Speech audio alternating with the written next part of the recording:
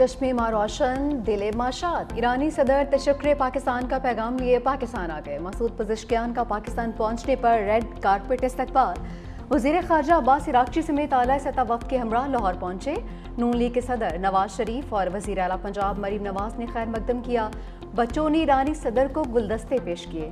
سابق وزیر اعظم کا ایرانی صدر مسعود پزشکیان سے پرجوش مصافحہ، ایرانی صدر نے پرتپاک استقبال کرنے پر اظہار تشکر کیا۔ نواز شریف اور ایرانی صدر کی ملاقات، دو طرفہ تعلقات اور علاقائی سیکیورٹی پر تبادلہ خیال۔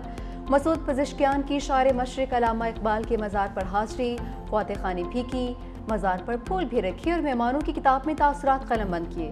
وزیر اعلیٰ پنجاب مریم نواز بھی ہمراہ ایرانی صدر لاہور سے اسلام آباد پہنچ گئے۔ وزیر اعظم شہباز شریف نے استقبال کیا۔ ایرانی صدر کو 21 توپوں کی سلامی۔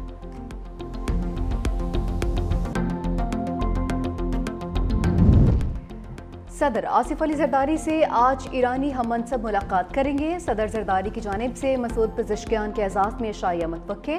ایرانی صدر کی وزیر اعظم شہباز شریف سے ملاقات شیڈول۔ دونوں ممالک میں وفود کی سطح پر بھی مذاکرات ہوں گے۔ چیئرمین سینٹ اور اسپیکر قومی اسمبلی سے ملاقاتیں کریں گے۔ سفارتی ذرائع کے مطابق ایرانی صدر کی عسکری قیادت سے بھی ملاقات کا امکان۔ ایران اسرائیل جنگ میں بھرپور حمایت پر پاکستان کا شکریہ ادا کیا۔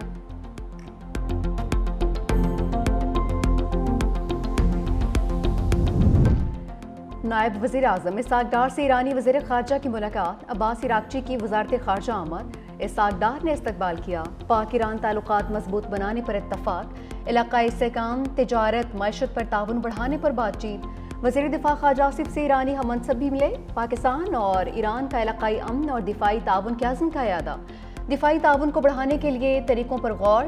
وزارت دفاع کے مطابق خواجہ آصف کا مشترکہ سیکیورٹی چیلنجز سے نمٹنے کے لیے دفاعی سفارتکاری کی اہمیت پر زور۔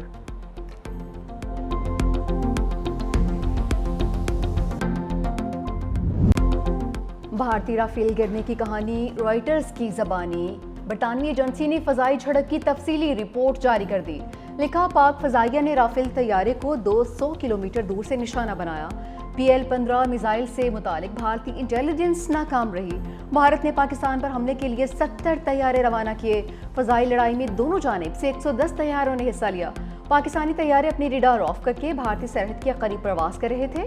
ریڈار آف ہونے سے طیارے بھارتی ریڈار پر نظر نہیں آ رہے تھے۔ پاکستانی ایئر فورس نے ملٹی ڈومین آپریشن کے ذریعے کل چین ترتیب دی۔ ایئرلینڈ اور اسپیس سینسرز کو ایک دوسرے سے منسلک کیا۔ 7 مئی کی رات پاکستان ایئر فورس کے ریڈار پر بھارتی طیارے نمودار ہوئے۔ پاکستان کے ایئر چیف کئی دنوں سے کنٹرول روم میں ہی تھے۔ ریڈار سگنل ملتے ہی پاکستانی ایئر چیف نے جیٹ NC روانہ کرنے کا حکم دیا۔ رافیل کو خصوصی نشانہ بنانے کے احکامات جاری کیے۔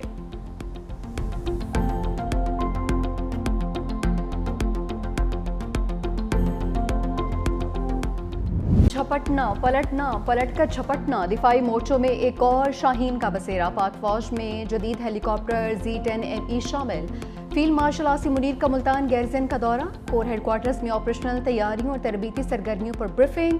فیلڈ مارشل کی اکیڈمی اور سول سوسائٹی سے ملاقات۔ قومی اتحاد اور سول ملٹری ہم آہنگی کی اہمیت پر زور۔ کہا کہ پاک فوج بدلتے ہوئے جنگی ماحول میں فیصلہ کن برتری برقرار رکھے ہوئے ہے۔ فیلڈ مارشل کی جدید Z-10ME اٹیک ہیلی کاپٹر کی شمولیتی تقریب میں شرکت۔ جنگی ہیلی کاپٹر کا مظفر گڑھ فائرنگ رینج میں فائر پاور کا مظاہرہ۔ فیلڈ مارشل نے مشترکہ ہتھیاروں کی حکمت عملی کے کامیاب مظاہرے کو سراہا۔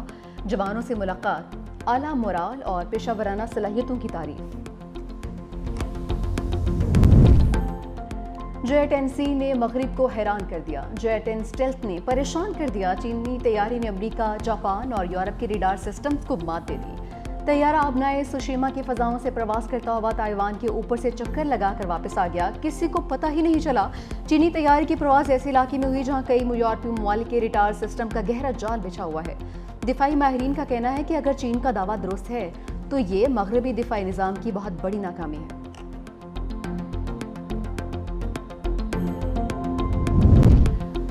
آخرکار اڈیالہ کے مکین کی بیٹوں سے بات ہو ہی گئی ہے۔ بانی PTI کی قاسم اور سلیمان سے ٹیلی فون پر گفتگو، بچوں کے ساتھ 1.5 گھنٹہ بات چیت کی۔ بانی نے بچوں کے ساتھ رابطے کی تصدیق بھی کر دی۔ کہا کہ میرے بچے مجھ سے ملنے پاکستان آئیں گے، سیاست یا کسی احتجاجی تحریک کا حصہ نہیں بنیں گے۔ مزید کہا کہ اب میرے اخبارات بحال کر دیے ہیں، ٹی وی بھی آن ہے۔ توشہ خانہ 2 کیس میں گوا اسسٹنٹ ڈائریکٹر نیب آفتاب احمد کا بیان قلم بند۔ بشرا بی بی کے وکیل نے گواہ پر جرح مکمل کر لی۔ بانی کے وکیل آئندہ سماعت پر گواہ پر جرح کریں گے۔ آئندہ سماعت پر 2 مزید گواہان کا بیان ریکارڈ کروانے کے لیے طلب۔ سماعت 6 اگست تک ملتوی۔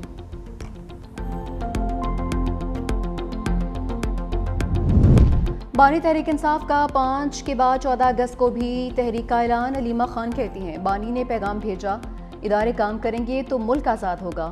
پہلے مینڈیٹ چوری کیا، جمہوریت کا برا حال کیا، میڈیا کا گلا دبایا گیا، جوڈیشری کی 26ویں ترمیم کے بعد سرکاری ادارہ بنا دیا۔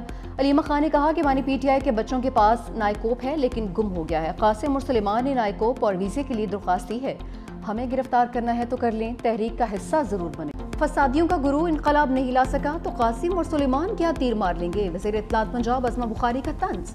کہا کہ اگر وہ اپنے والد سے ملنا چاہتے ہیں تو شوق سے آئیں، کوئی نہیں روکے گا۔ اگر وہ انتشار پھیلانے آتے ہیں تو اس کی اجازت نہیں ملے گی۔ اگر غیر ملکی بچوں نے ہی تحریک چلانی ہے تو یہاں موجود پی ٹی آئی قیادت کو شرم آنی چاہیے۔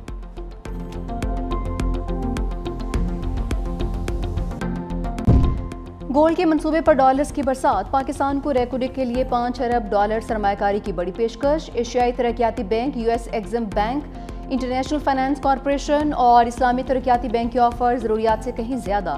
ذرائع کے مطابق یو ایس ایگزم بینک نے منصوبے کے لیے بغیر کسی حد کے مالی تعاون فراہم کرنے کی پیشکش کی۔ ریکوڈک منصوبہ دنیا کے بڑے غیر دریافت شدہ تعمیر سونے کے ذخائر میں سے ایک ہے۔ کینیڈا کی کمپنی بیرک گولڈ کے اشتراک سے بحال کیا گیا۔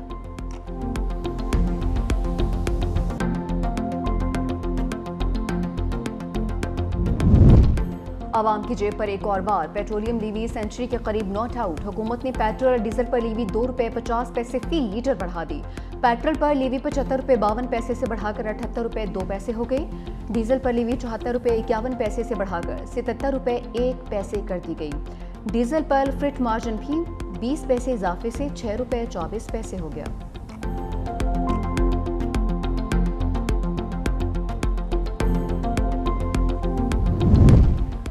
مہنگی چینی سے عوام میں بے چینی۔ کراچی میں چینی کی قیمتوں میں تاحال استحکام نہیں آ سکا۔ ہول سیل ریٹ پر اتفاق نہ ہونے پر چینی کی فروخت روک دی گئی۔ میاں والی میں چینی کی $200 کلو میں فروخت۔ حکومت نے چینی کی درآمد کا حتمی آرڈر دے دیا ہے۔ پہلی شپمنٹ ستمبر کے اوائل میں پہنچے گی۔ ترجمان کے مطابق درآمد کا مقصد مارکیٹ میں چینی کی دستیابی کو یقینی بنانا اور قیمتوں میں توازن برقرار رکھنا ہے۔